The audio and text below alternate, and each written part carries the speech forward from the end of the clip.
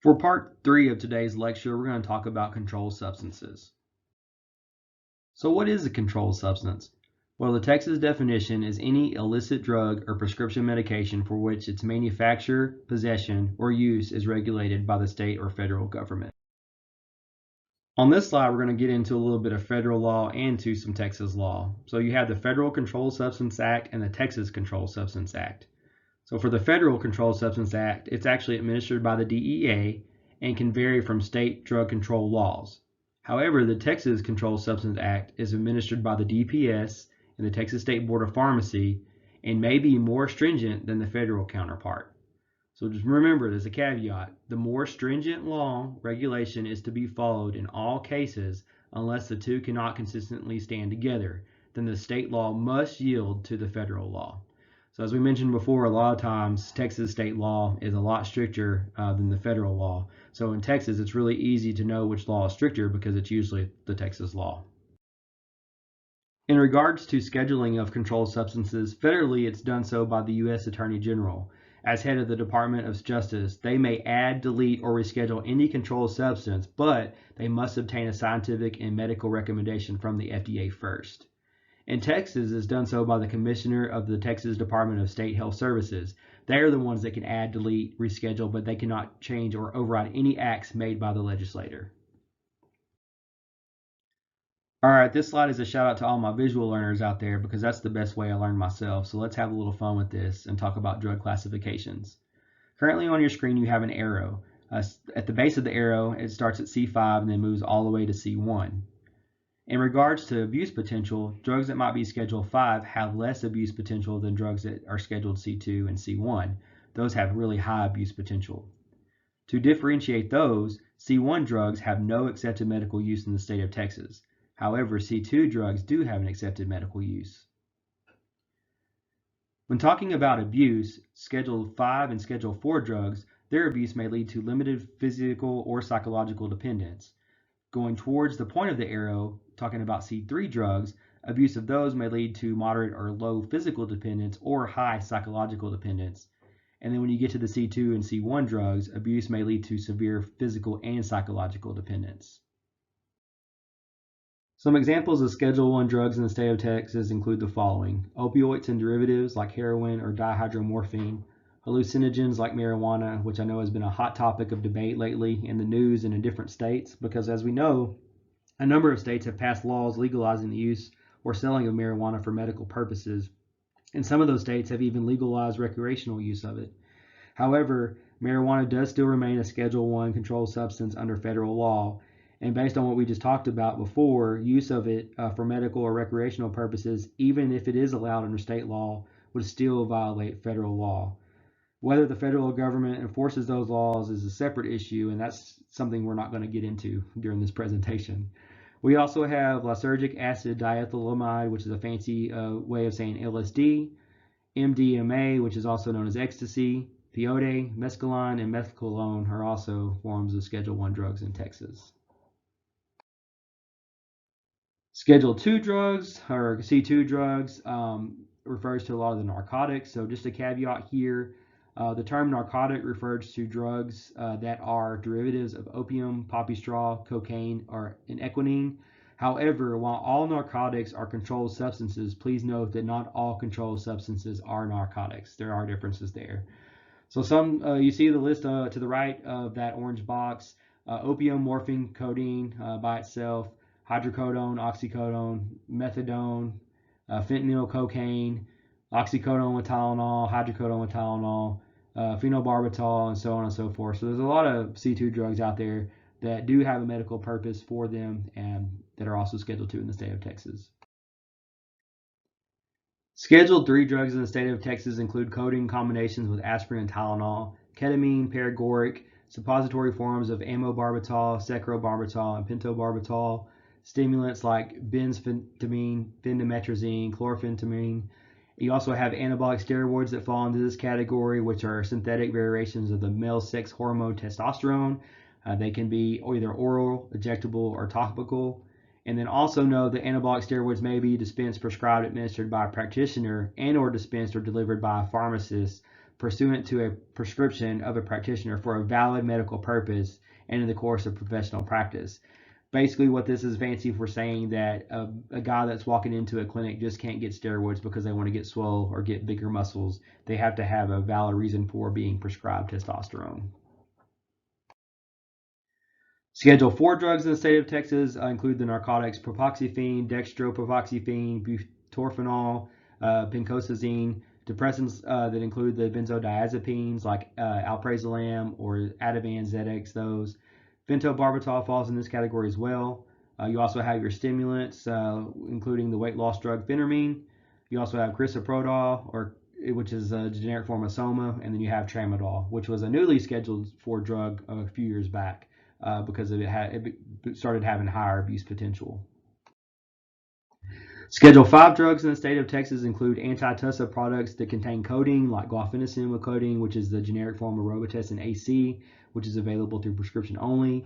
You also have prescription antidiarrheal products that are Schedule 5 that contain opium and diphenoxylate and atropine, like Lomotil. And then you also have the neuropathic pain drug Lyrica, or pregabalin, that just recently had a brand new generic come out to help with those nerve pains. Now that we've talked about and listed all these scheduled drugs, who in the world can prescribe them, right? So let's talk about that. In the state of Texas, the law authorizes the following practitioners to prescribe controlled substances. So you have physicians like MDs and DOs, dentists, podiatrists, veterinarians, and optometric glaucoma specialists. Also in Texas, know that the law allows in-state advanced nurse practitioners and physician assistants to prescribe C3 through C5s with some restrictions. However, they aren't able to prescribe C2s in most situations.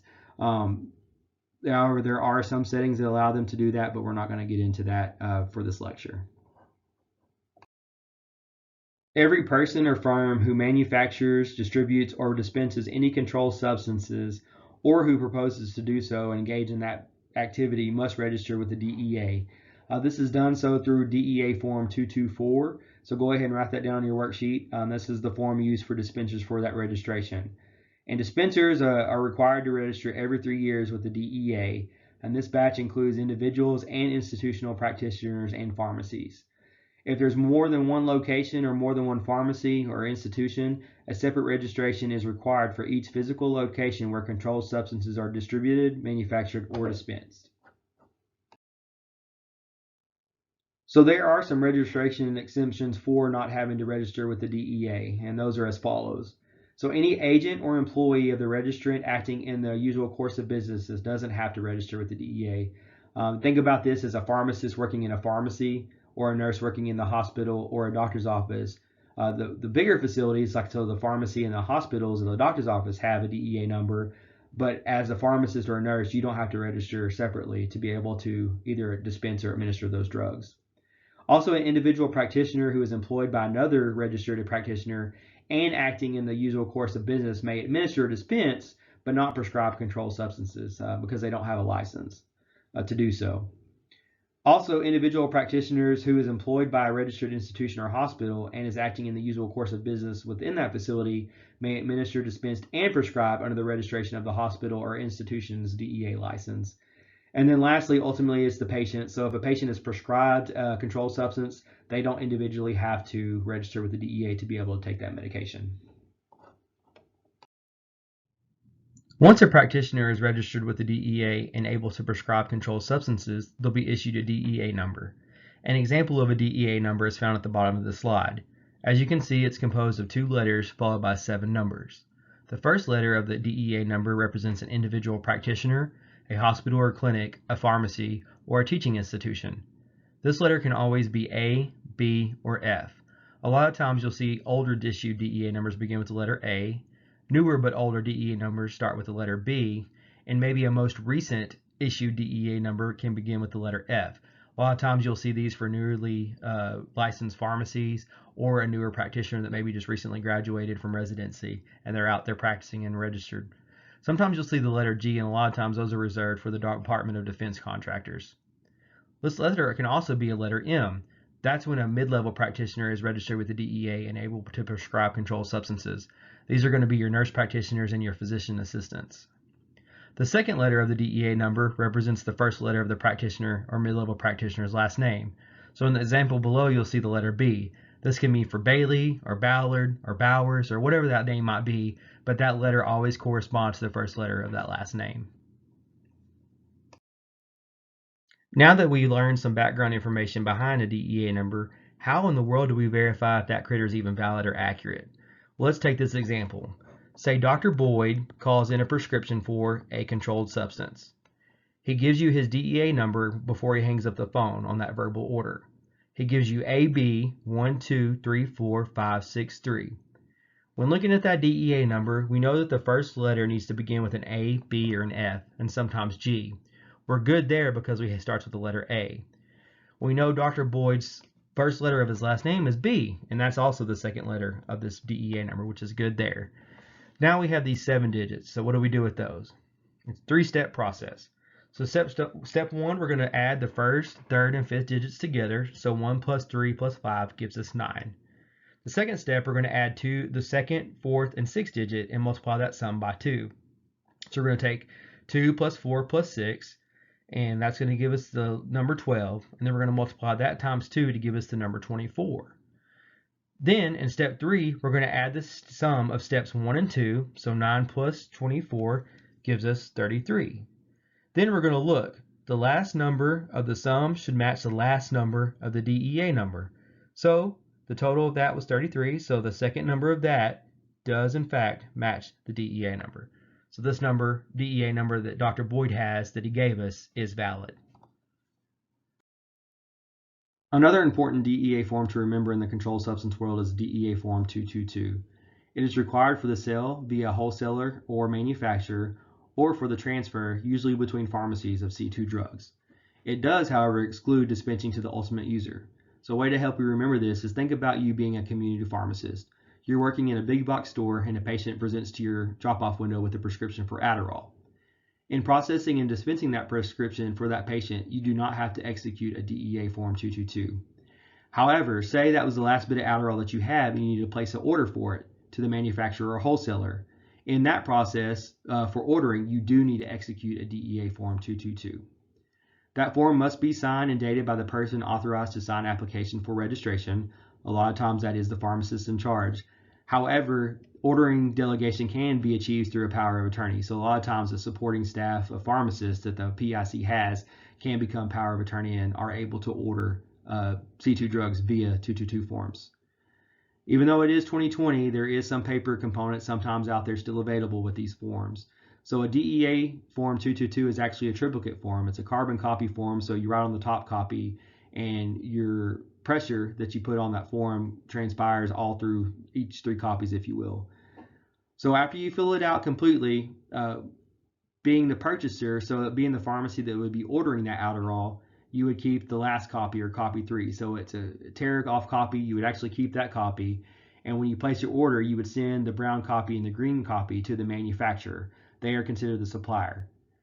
So once they supply your order or complete your order, they keep the brown copy, and after that order is shipped from their facility, they actually send the green copy to the DEA. So you can see where it can get a mess and how paper sometimes isn't the best way these days to do things, because that can get kind of confusing, especially with being 3 copies. Since it is 2020 and technology is a big deal these days, electronic ordering is possible through a controlled substance ordering system, which is also called CSOS. And basically what that is a digital version, which allows digital certificates issued by the DEA Certification Authority. So when a pharmacy has a digital certificate, that's actually an electronic equivalent to a DEA Form 222. So it takes away all these copies. You only have one. You submit the order. If the supplier has CSOS as well, which they have to be able to order this way, there's no copies that you have to send anywhere, and it's the easiest thing to do. As far as ordering, you don't have to mess with mailing which copy goes where and remembering that. So a lot of the pharmacies out there these days do have the digital certificates and are allowed to order electronically and have that electronic version of that DEA 222 form. Here you will find a paper copy example of a DEA Form 222. As we learned previously on the slide before, this form comes in a triplicate form. So copies 1, 2, and 3 are all initially bounded together. in between copies 1 and 2 and in between copies 2 and 3, you will find a carbon paper. So that way when you write your order on copy 1, it automatically transcribes that information to copies 2 and 3 on your behalf, and that way you don't have to write it 3 separate times. You only have to write it once. One important thing to take away when filling out one of these forms is note that the DEA pretty much requires perfection. So if you make a mistake in spelling a drug name, or you cross out initial number of packages that you need and try to write a new number over that number, or whatever the case may be, just note if you send it to the supplier like that, a lot of times they'll send that thing right back to you with a note stating that they couldn't complete your order due to a mistake or a misspelling or the inability to read your handwriting or something to that effect, and you won't get your product that you ordered. What that requires is you're going to fill the order form out again with more perfection than you did the first time. Before we get started, I just wanted to bring your attention to the bottom of the DEA form. You'll see a few sections that I've handwritten out for you. When you receive these books from the DEA, they come in usually books of 20 or so, but this part's actually going to be automatically typed out for you by the DEA. So that way you don't have to fill it out each time when you fill out these forms. It's already going to be done for you. So let's pretend that we're in a pharmacy and then we need to order a 1-count bottle of Concerta 54 milligrams and a 1-count bottle of Adderall 10 milligrams. The first thing that you need to do is ensure that you fill out the address and the name of your supplier at the top of the DEA form. So let's do that now.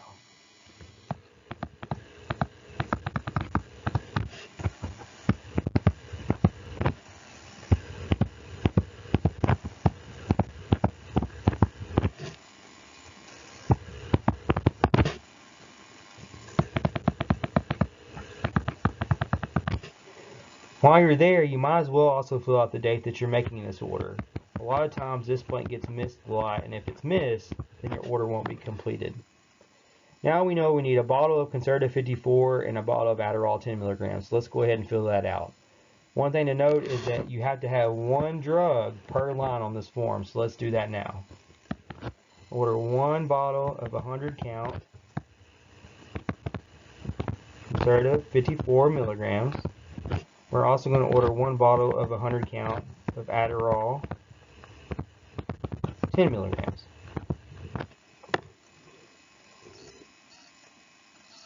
Now these are both branded medications that we have written down, and if you're ever ordering a generic medication and a specific NDC is requested from the supplier, you're going to want to fill this section out right here. That way the supplier will know that you need a specific generic NDC and they just won't send you what they have in stock. A lot of times you have patient requests for this information, and then that's where you can write that out.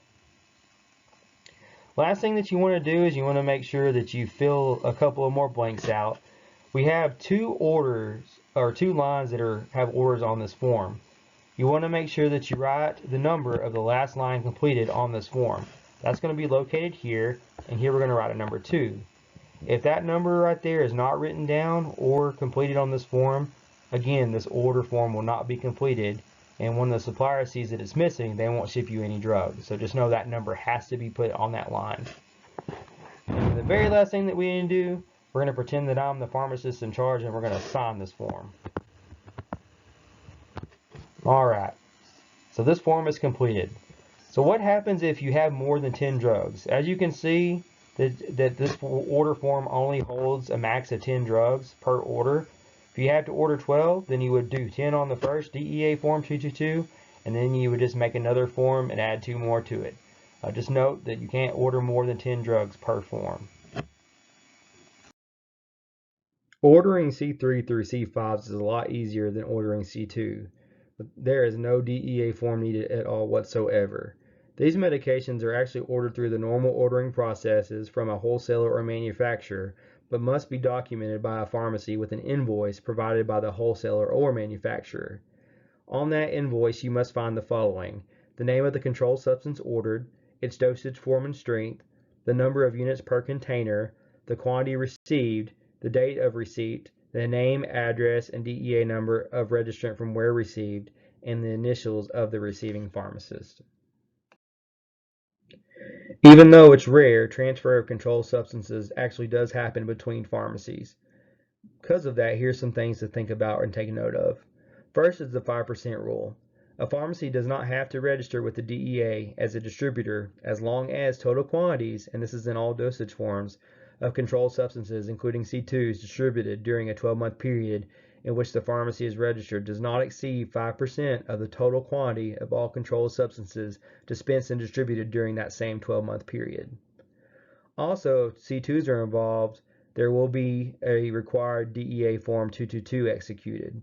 And then lastly, if a transfer of C3 through C5s is involved or needed, these controlled substances do not require a special DEA form. However, they will require an invoice prepared by the supplier.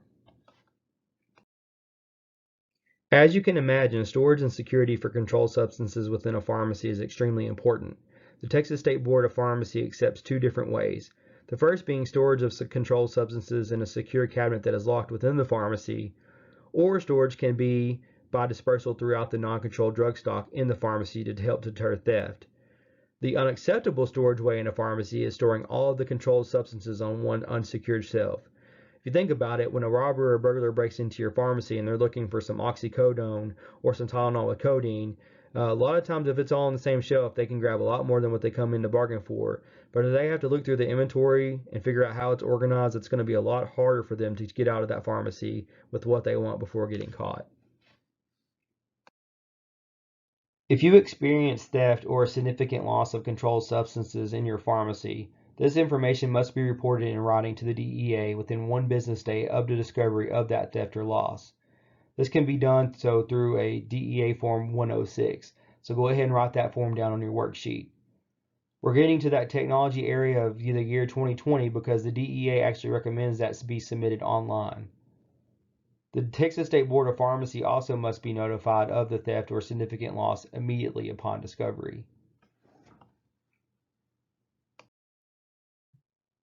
Pharmacies may have the ability to participate in the disposal and destruction of controlled substances through a couple of different ways. The first way being through on-site drug destruction.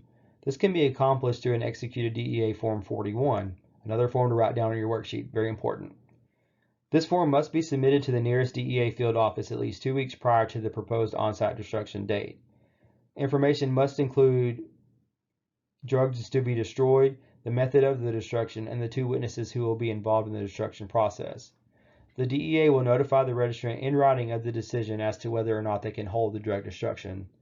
And this way is super challenging for pharmacies because it's difficult to comply with EPA laws and regulations written by Congress. In other words, that's just a fancy way of saying there's a lot of T's to cross and I's to dots and hoops to jump through just to make this happen within a pharmacy. The preferred method is the second way we're going to talk about, and that's to transfer controlled substances to an authorized registered reverse distributor. A lot of times these are third-party companies out there able to get rid of drugs on the pharmacy's behalf. These are transferred through means of, if it's a C2, a DEA Form 222, or if it's a C3 through a C5 controlled substance, through just a generated invoice from the pharmacy who's transferring the drugs. Both federal and state laws require a controlled substance inventory. An initial inventory is required for a new pharmacy on the day or date that the pharmacy opens for business. Also, an inventory of a newly scheduled drug or a change in a drug schedule must be made on the effective date of that change of scheduling. The most recent occurrence that I can remember of this is when hydrocodone went from a Schedule 3 to a Schedule 2. Inventory intervals include the following. Federally, for the Federal Controlled Substance Act, they require an inventory every 2 years. And in Texas, that's the same. The Texas Controlled Substance Act also requires inventory every 2 years. However, the caveat here is that the Texas State Board of Pharmacy, and what we're required to do so by law, requires pharmacies to make an annual inventory of all controlled substances. Controlled substance inventories conducted in Texas require the exact count of all C2 medications. Estimated counts for C3 through C5s is acceptable unless the container holds more than 1,000 tablets or capsules, and if that container is open, then an exact count of that medication is needed. In Texas, perpetual inventories are required for the following. C2s in Class C or institutional pharmacies, all controlled substances at a remote location under the remote pharmacy rules, all controlled substances in a Class C ambulatory surgical center, and all controlled substances in a Class F freestanding emergency medical facility pharmacy. But most pharmacies that you see in Texas most maintain a perpetual inventory of all C2 medications. Let's get through some housekeeping and talk about the records and receipts of controlled substances. These records must be maintained under federal and Texas law for 2 years. The DEA requires that records and inventories of C2s be kept separately from all other records. C3 through C5 records and inventories must be maintained separately as well or be readily retrievable. For C2s, the copy 3 of the DEA Form 222 must include the number of containers received in the order and the date that it received filled in. So let's take a moment here to review. Remember, for the DEA Form 222, there's 3 copies. Copy 1 goes to the supplier, copy 2 goes to the DEA, and copy 3 stays with the purchaser. So when you're waiting on your order to come in, you have copy 3. So when you receive your order, you verify what you received on the DEA Form 222 and the date that you received your order. And then lastly, the Texas State Board of Pharmacy rules require the initials of the receiving pharmacist on invoices for any controlled substance. And this is an exception here, as in Class C, ASC, and Class F pharmacies.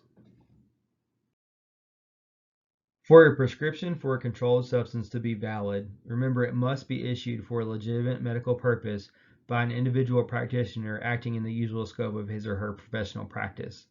With that being said, the responsibility for the proper prescribing and dispensing of a controlled substance is upon the prescribing practitioner, but a corresponding responsibility rests with the pharmacist who fills the prescription. This means that a pharmacist cannot simply rely on the fact that a physician has a valid DEA registration to determine if a controlled substance prescription is valid. Through enforcement actions, the DEA and the Texas State Board of Pharmacy have identified a number of red flags that may require a pharmacist to do further investigation as to the legitimacy of a controlled substance prescription. Take a moment and watch this video regarding the red flags that you might see within a pharmacy. For more information in the law regarding controlled substance red flags, you might find it in Rule 291.29. This rule explains that a pharmacist's professional responsibility includes looking for certain patterns, or i.e. red flags, that are relevant to the preventing the non-therapeutic dispensing of controlled substances. Under Section 481.0761 of the Texas Controlled Substances Act, if a pharmacist suspects that a patient is attempting to obtain controlled substances for non-therapeutic purposes, i.e. the pharmacist cannot resolve any of the red flags presented, then the pharmacist must access the Texas Prescription Monitoring Program for more information on that patient. So the PMP is important to determine if that patient is either doctor shopping, or maybe they are receiving a lot of prescriptions from area doctors for the same controlled substance, or whatever the case may be, but that will give you more information if needed into the dispensing of that prescription. This slide is a super busy slide, I know that, but what it's intended for is to show you that there are many red flags that are available out there that some patients might present at your pharmacy. So it's really important, and I recommend that you familiarize yourself with the most common red flags and how you could resolve them. The majority of pharmacies across the great state of Texas nowadays have a controlled substance compliance program. These are super beneficial and extremely important because they provide pharmacists with the tools needed to make a good decision on whether to fill a prescription that may be suspect. Program and components include education and training, policies and procedures, the use of available resources through the PMP, documentation opportunities, monitoring and self-assessment, and investigation and corrective action if needed. Let's switch gears a little bit and talk about requirements for written controlled substance prescriptions. First, they must be manually signed by the practitioner and dated on the date issued. This eliminates any chances for a stamp being used, a typewriter being used to sign a prescription, or a computer to be imprinted on that prescription. It must be a physical pen to a hand to the paper and physically signed. Also, it must contain the following: the name, address, DEA number of the practitioner, and if it's a mid-level practitioner, the supervising doctor's information must also be included. And if it's for a C2 to be filled at a later date, the earliest fill date on which a pharmacy may fill that prescription. Because Texas does everything bigger and better, there are a few requirements out there that are specific for Texas for controlled substance prescriptions.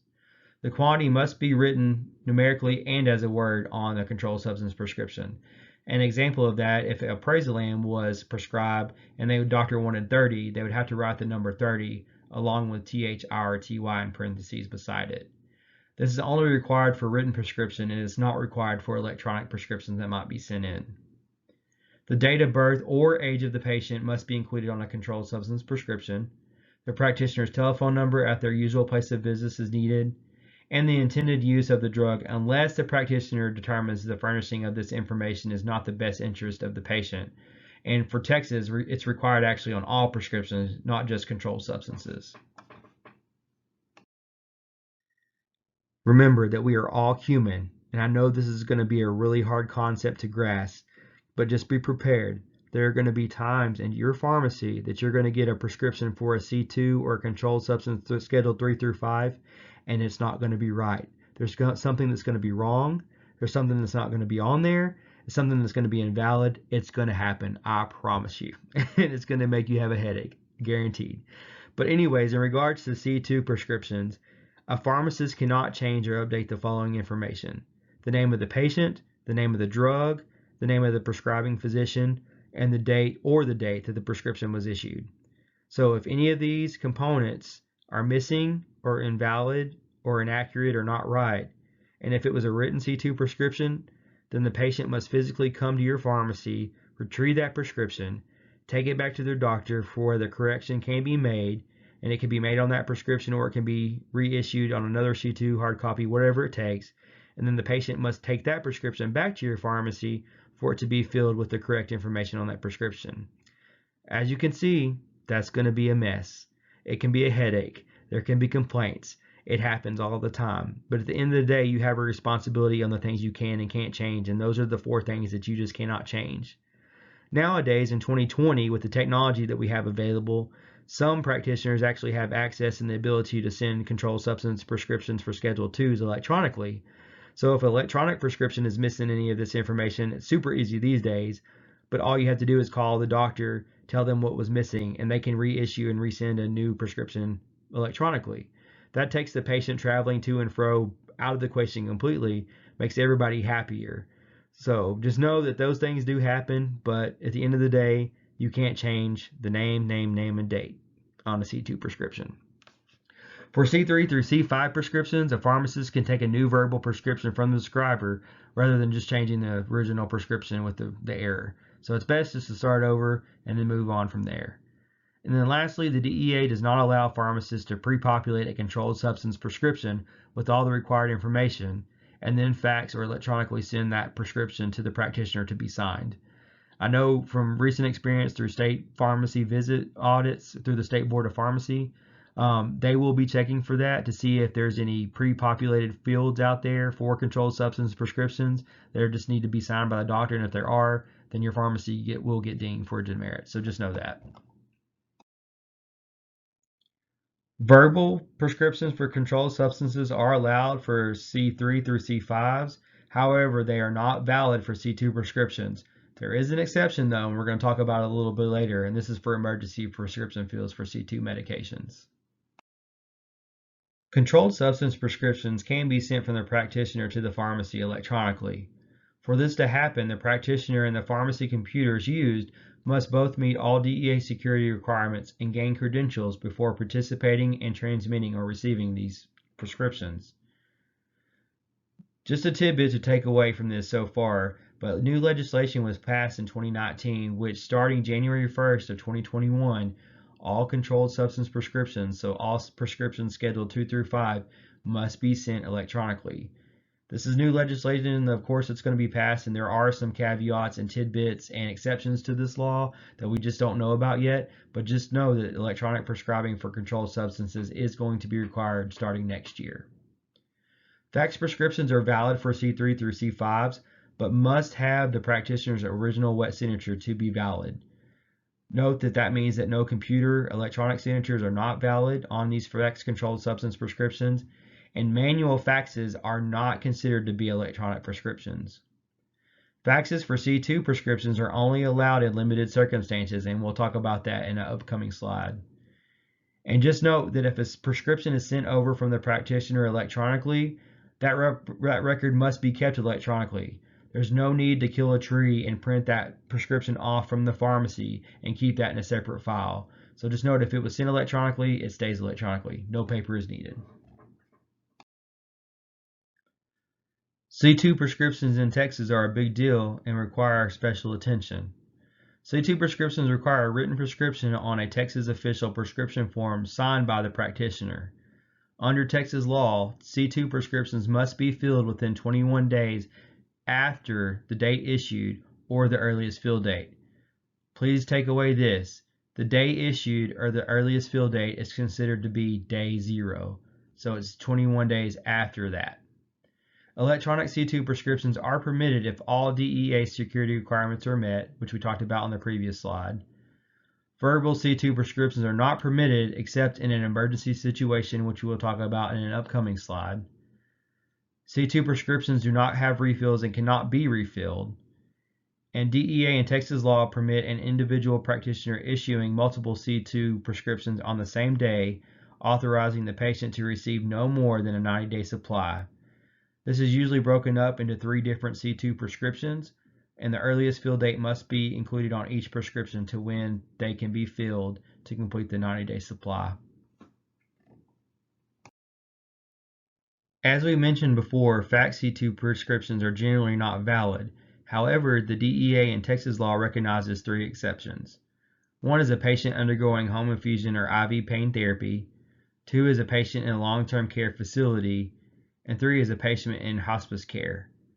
In Texas, a C2 prescription has to be faxed on the Texas official prescription form, and a lot of practitioners go ahead and indicate one of the top 3 exceptions above on that prescription just to ensure that the pharmacy knows it is a valid prescription to fill because it is faxed.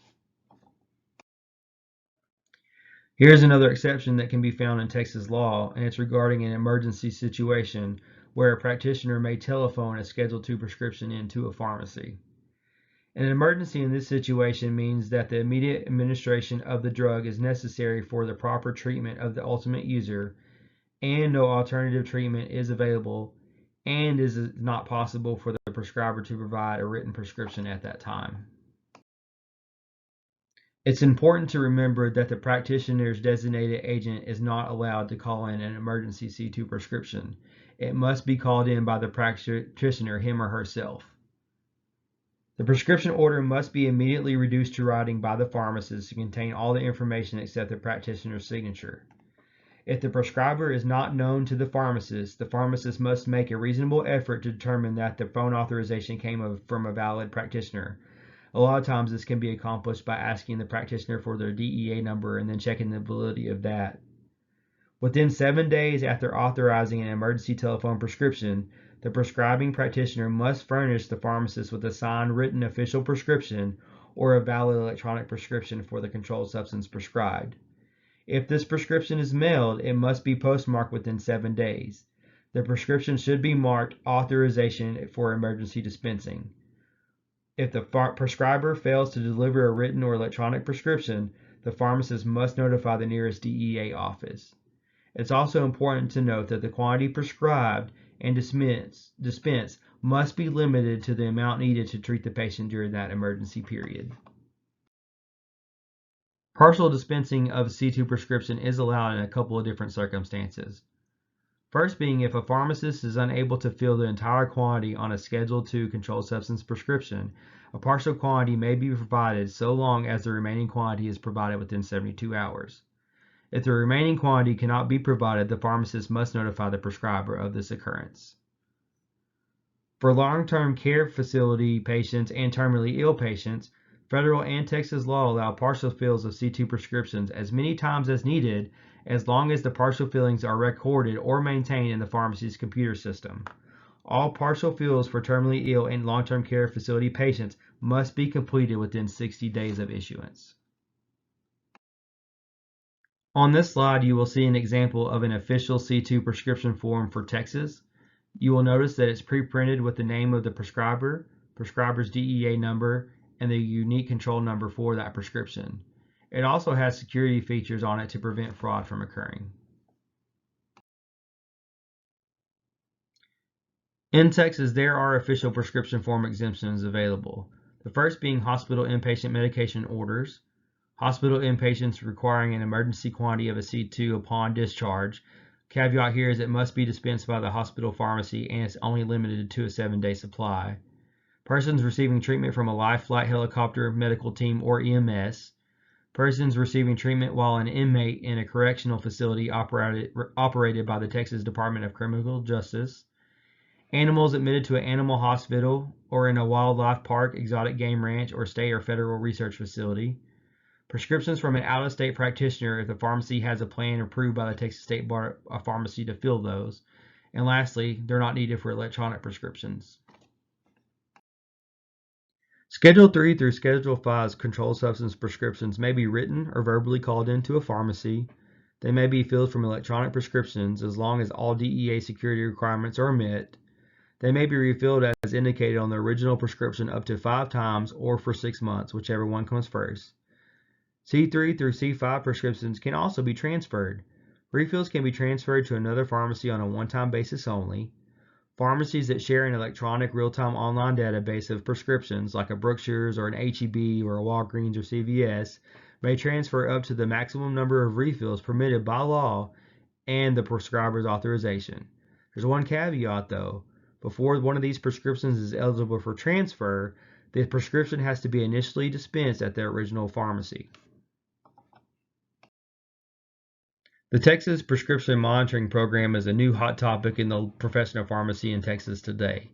It's administered by the Texas State Board of Pharmacy and is responsible for collecting prescription data for C2 through C5 prescriptions that are dispensed in Texas or to a Texas resident from an out-of-state pharmacy.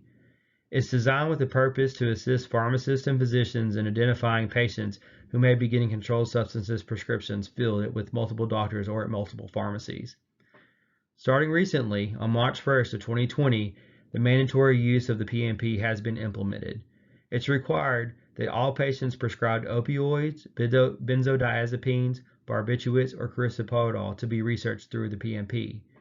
There is an exception though. The PMP check is not required for patients diagnosed with cancer, sickle cell disease, or is receiving hospice care, and that information needs to be clearly indicated on that prescription. Please note that a pharmacy must submit the dispensing information to the Texas State Board of Pharmacy no later than the 7th day after the date the prescription was completely filled.